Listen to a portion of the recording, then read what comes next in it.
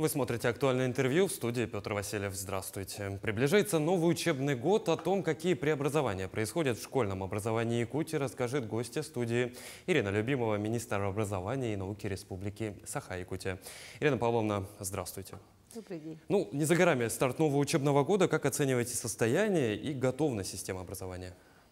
Надо сказать, что мы на сегодня готовы. В основном, когда мы готовимся к учебному году, к новому, мы начинаем еще с весны. Это и планирование и капитального ремонта наших школ, детских садов, учреждений среднего профобразования, обеспечение кадрами, учебниками. Все это входит в комплекс подготовки к новому учебному году. В основном сейчас контролируем мы завершение капитальных ремонтов в школах. У нас в этом году было 38 новых объектов и плюс 20 это объекты с прошлого года. Двухлетний цикл школы идут. И из всех объектов сегодня в Булунском районе артической гимназии сегодня немножко опаздывает. Есть школа проблемная в Верхневилюйском районе, средняя школа номер 1.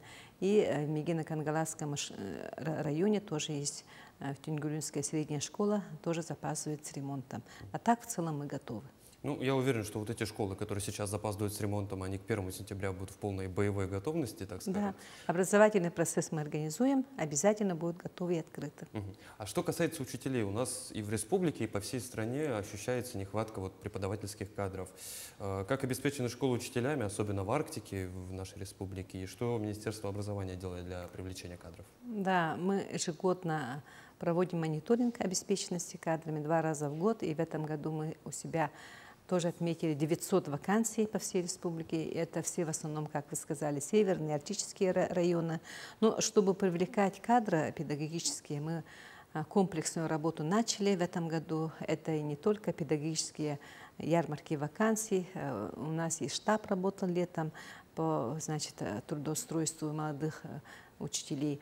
И, конечно, их меры поддержки. Есть федеральные меры поддержки, как земский учитель, так и региональные, обеспечение жильем или поддержка молодых, тоже новая мера поддержки у нас есть. В общем, меры поддержки имеются, и они сегодня работают. Но на самом деле такие учителя, как в основном учителя русского языка, начальных классов, в основном воспитатели дошкольных образовательных учреждений, они у нас тоже не хватает. Поэтому сегодня 68% мы закрыли, но мы еще продолжаем эту работу. Мы желающих тоже принимаем на работу сегодня. А стереотип о том, что молодые люди не хотят идти в учителя, он как-то меняется с годами? Знаете, мне кажется, меняется, потому что сейчас стимулирование классных руководителей, это у нас в основном молодые люди, очень хорошая мера поддержки федеральная принята 2-й год уже. Молодые у нас становятся и советниками министра сегодня, тоже хорошая заработная плата. Это у нас есть и не снимается, потому что у нас ассоциация молодых учителей очень хорошо в республике работает, и они общаются между собой, помогают друг другу методически и так далее. Ирина Павловна, какие нововведения и изменения нас ждут в этом году в сфере образования? Этот год особенный. Мы недавно принимали участие на всероссийском совещании, и наш министр образования и просвещения Российской Федерации перед нами поставил задачу на новый учебный год. Год необычен тем, что в дошкольном образовании принимается новая федеральная образовательная программа, вступает в силу. В системе общего образования внедрение обновленного ФУГОС у нас в этом году завершается, полностью все школы уже переходят. Мы готовим для этого кадры, курсы повышения квалификации проводим. Единое образовательная среда формируется, обучение и воспитание. Это единый процесс, и при этом много нововведений и в воспитательной работе, единая воспитательная программа, которая у нас реализуется уже 2-й год. В общем, нововведений очень много, и требований, и новые учебники, и новые программы, поэтому мы готовимся. Вы затронули новые учебники. Совсем недавно Минпросвещения, если не ошибаюсь, представили новые учебники по истории. Что можете сказать как профессионал? Да, новый учебник истории, мы знаем, он очень такой компактный. 10-11 класс, такой учебник. Во-первых, он читаемый очень, написано таким языком, на самом деле, чтобы ребенок понял содержание. Но на самом деле программу этого учебника содержание, когда составляли под руководством значит, Владимира Ростиславовича Мединского. Группа работала почти год, и учебник 10-11 класса сегодня уже мы заказали, закупаемся, значит, вся республика, все районы заказали сегодня, и содержательно говорит об истории России, роль развития истории России, но соотношение на мировом уровне, вот всемирная история России и при этом роль истории всей нашей России. Вот, рассказывается, конечно, о тех исторических фактах, которые сегодня идут, специальная военная операция об этом, о героях нашей страны, о том, что у нас было, прошло и сегодня есть, значит, правдивым языком мы должны довести до каждого ученика, до каждого молодого человека. Поэтому учебник очень интересный на самом деле. Ну, то есть вот этот новый учебник — это очередная страница, так скажем, в патриотическом воспитании в том числе. Правильно, да, да. С прошлого года в каждой школе также работают советники директоров. В чем заключается суть работы такого специалиста? Да, это новая должность. С прошлого года мы в школах республики начали работу. На самом деле было 717 советников в 43, значит, муниципальных образованиях в республике. Они новые люди, их должность, их функция заключается в том, что они должны быть с детьми, проводить их свободное время, организовать досуг. И при этом, конечно, они должны быть между классным руководителем, между ребенком, психологом и социальным педагогом, должны быть как проводники развития личности ребенка. И у них есть своя программа, вот по 12 направлениям, и у них в этом году появится тоже новая. У них не отдельная программа будет работа, а вместе общая программа воспитательной работы школы. Их будет контролировать директора школ, и они появляются у нас в сфере среднего профессионального образования. Ну, то есть это не очередной зауч? Нет, это человек, который работает с ребенком. А это, как правило, люди опытные, люди, умудренные возрастом, или могут быть и молодые специалисты? Они проходят отбор, во-первых, по желанию директора школы проходит отбор тот человек, который имеет желание, во-первых, работать с детьми, проходит обучение, вот, и в результате отбора их назначает федеральный центр. А какие-то вот отзывы, так скажем, учителей, учеников, родителей учеников есть на работу? Есть сейчас, конечно, очень хорошие положительные отзывы директоров школ, что они помогают в воспитательной работе, что с их приходом дети начали активнее участвовать в жизни школы, общественной работой начали заниматься, самоуправление у нас выстраивается, восстанавливается, поэтому здесь очень много положительных отзывов. Ну, я уверен, что это на благо любой школе пойдет в дальнейшем. Да. Ирина Павловна, 5-й год у нас по всей республике реализуются национальные проекты. Какие инновации отражаются в сфере образования?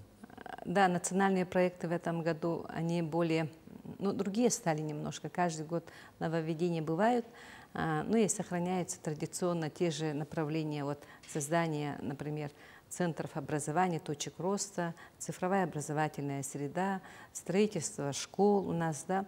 А нововведение этого года впервые у нас в республике открывается школьный кванториум на базе Саха политехнического лицея в городе Якутске. Это впервые.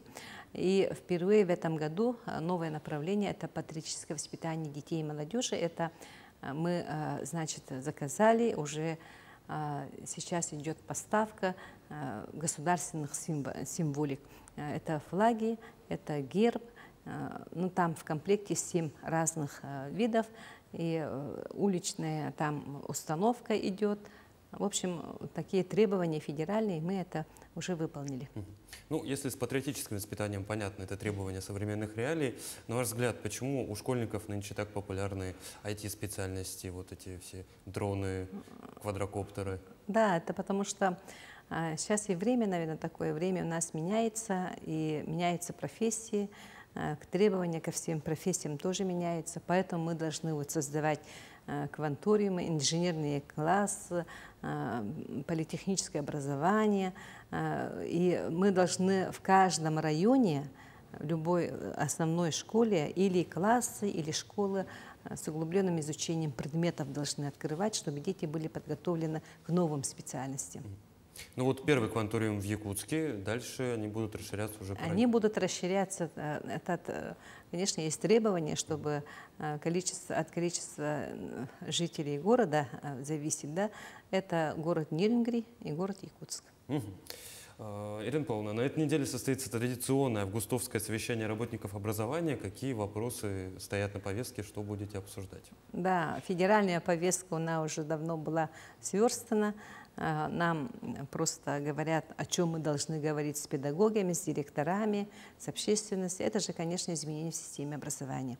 То, что единое образовательное пространство обучения и воспитания формируется, то, что мы особое внимание уделяем на воспитание детей, патриотическое воспитание, о том, что у нас новые образовательные программы, учебники, о том, что как мы должны готовить кадры, тем более директоров школ, каких мы должны назначать и кого мы должны готовить сегодня. Вот об этом будем говорить. И основное наше направление еще будет среднее профессиональное образование. Как мы будем работать в системе профессионального образования со школьной скамьи, готовить и работать с большими компаниями.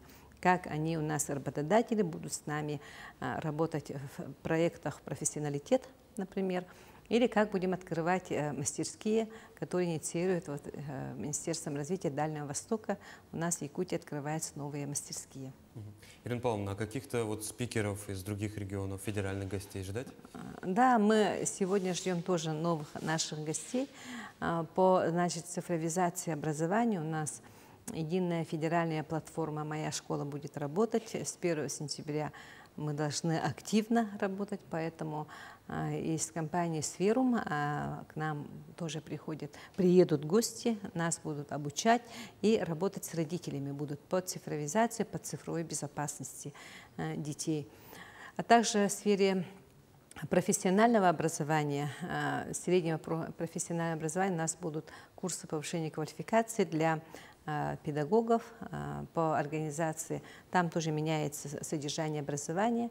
Требования тоже ставятся, чтобы все сдавали обязательно демонстрационные экзамены. Поэтому по содержанию среднего профаба тоже будут у нас гости приедут и проведут курсы повышения квалификации.